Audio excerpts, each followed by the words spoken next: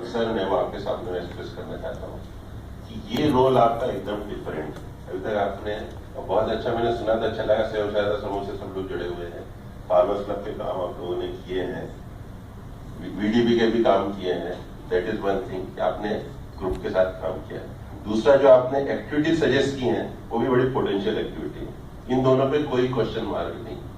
Question mark जो मेरे दिमाग में जो डाउट है, जिसमें कि मैं आप लोगों से चाहता हूं कि you have to be very very alert on this point, कि ये केवल फार्मर्स क्लब बनाने जैसा काम नहीं, ये कंपनी के रूप में आप इनको रजिस्टर करना पड़ेगा फार्मर्स को। और जब हम कंपनी के रूप में रजिस्टर करते हैं तो बहुत जिम्मेदारियां रहती है।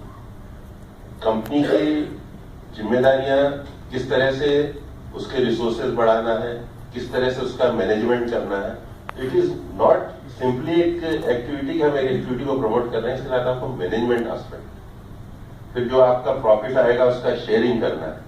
तो इस सब के लिए आपको एक अलग तरह के ज्ञान की आवश्यकता है।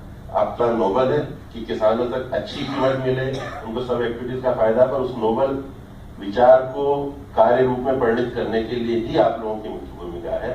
और इसमें आपसे एक्सपेक्टेशन यह है कि नाबार्ड से, नाबार्ड के जिला विकास प्रबंधक से, नाबार्ड से रेगुलर आप लोगों को टच में रहना है।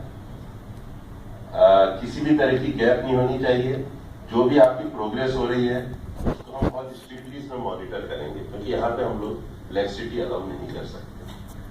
आपको जहाँ पे आपको लगता है आपकी शॉर्ट कमिंग्स हैं, या आपको लगता है कि हमें कुछ नाबार्ड से सपोर्ट की आवश्यकता है कैपेसिटी बिल्डिंग के लिए, क्योंकि सिंपली सैंक्शन करके हम उनको मटेरियलाइज नहीं कर पाएंगे, तो मैं कहना नहीं चाहता, बहुत से अनुभव ऐसे रहे। रिसोर्स सपोर्ट एजेंसी को भी चिन्हित किया जाना है, जिसकी प्रक्रिया चल रही है। वो रिसोर्स सपोर्ट एजेंसी आपकी क्षमता विकास के तमाम जरूरतों के लिए कार्य करेगी। तो जैसे ही वो हम लोगों के स्तर पे, नाबार्ड स्तर पे उसकी पहचान कर ली जाती है, फिर हम लोग कार्यक्रमों की सूचना आपको देंगे।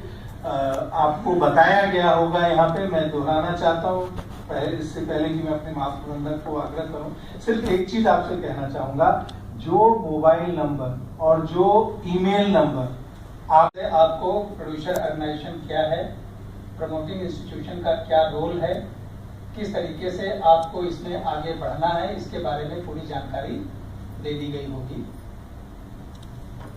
हमारे पास प्रोड्यूसर ऑर्गेनाइजेशन प्रमोट करने के लिए करीब 80 से लेकर के जो है 100 प्रपोजल्स आए थे। विभिन्न जिलों से बहुत सारी एनजीओ ने, जो इंस्टीट्यूशन जो काम कर रहे हैं, नाबार्ड के साथ काम कर रहे हैं, उन्होंने अपनी इच्छा जाहिर की थी, उन्होंने अपना प्रस्ताव भेजा था।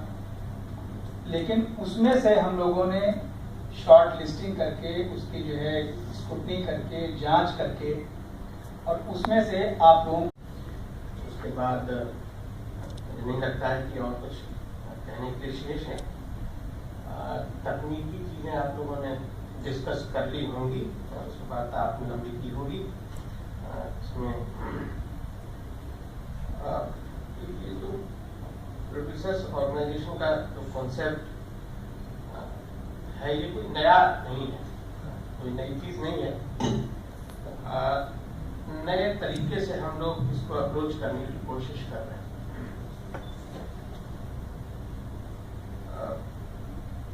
इसकी आवश्यकता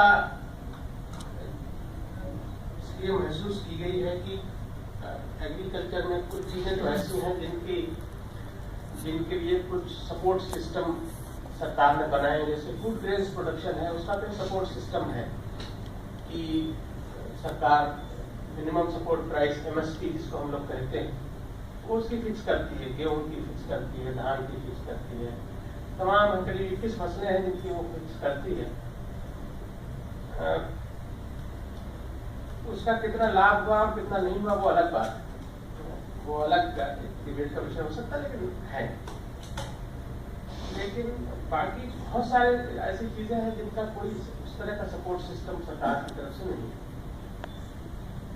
और जिसकी वजह से फार्मर को वो उसकी प्राइस नहीं मिल पाती, उसको मिलनी चाहिए।